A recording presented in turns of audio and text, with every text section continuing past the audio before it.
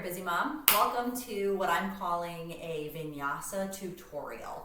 So when I first started taking yoga, I would do a lot of Vinyasa classes, which I still love. I love flow yoga. But when transitioning from posture to posture or during sun salutations, I would often hear the instructor say, take your version of Vinyasa, or let's move through this Vinyasa together. And in all honesty, I wasn't really quite sure what that meant, and I just followed the instructor, not realizing that there's some options, and really I should find what works for me and my body. So I'm going to take you through this quick little 5-minute tutorial. I've broken it down into kind of like 3 different styles, and I don't necessarily want to call them like beginner, intermediate, advanced, because it's really just about what feels right for you in the moment, and what you might try one flow might be totally different the next time around, okay? Or maybe as you're working through different rounds and progressions, you might advance it kind of on your own in the same flow. So anyway, let's just get started. When we say the word Vinyasa, we're literally just talking about flow. So again, that's basically what we're talking about when transitioning from one round to the next, one posture to the next.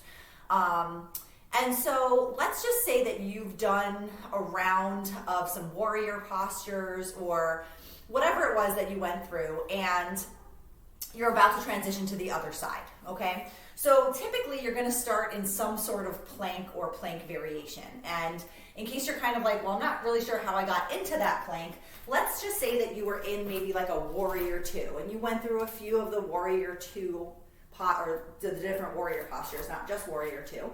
And your instructor tells you that you're gonna cartwheel your hands back down. So maybe you're in a lunge or something like that, and then go through your Vinyasa. So level 1, I suppose I will call it, is we're gonna get back into our plank. However, when you're in a plank, remember that can always be a modified plank.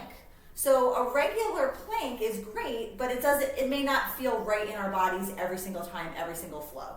So you can absolutely start in that regular plank, or maybe just drop the knees down.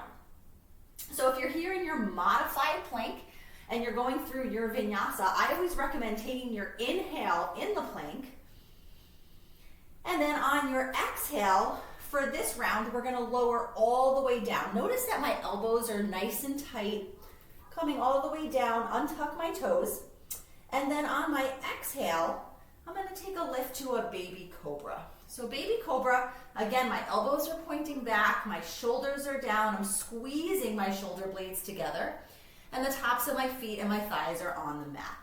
I have a little tiny bit of weight in my hands, but really I can almost lift my hands up off the mat. That's how much, most of the lift comes from the chest, okay? So as I was saying, you're gonna inhale here in your baby cobra, and then on the exhale, you're gonna release the cobra while simultaneously sending the hips up and back for downward dog. And that's how we would do one transition, one Vinyasa. Next level, and again, same idea here. Maybe you're in that warrior 2, maybe you're in a lunge, wherever you might be, you're typically gonna move through that plank first. So your decision, if it's gonna be a modified plank or a high plank.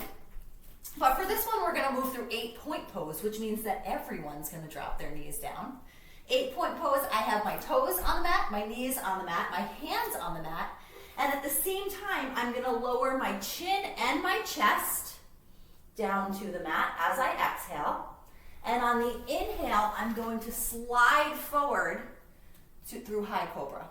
So my legs are still down on the mat. I have a lot more weight in my hands this time for the lift. And just as we did with the baby cobra, tuck the toes, and on the exhale, send the hips up and back. And that right there is our second level. All right, final round here, 3rd level. I'm gonna start here in my high plank. Take that nice inhale, just as we did before. On the exhale, we lower down, but this time we're not gonna let your belly touch the mat. Okay, we're gonna move through what we call a chaturanga. So from here, you're gonna shift your weight forward, inhale, to an upward dog. So while this may look just like a high cobra, I actually don't have my legs touching the mat. The only thing that's touching the mat are my hands and the tops of my feet. So you probably won't be holding it for this long if you're just transitioning from posture to posture.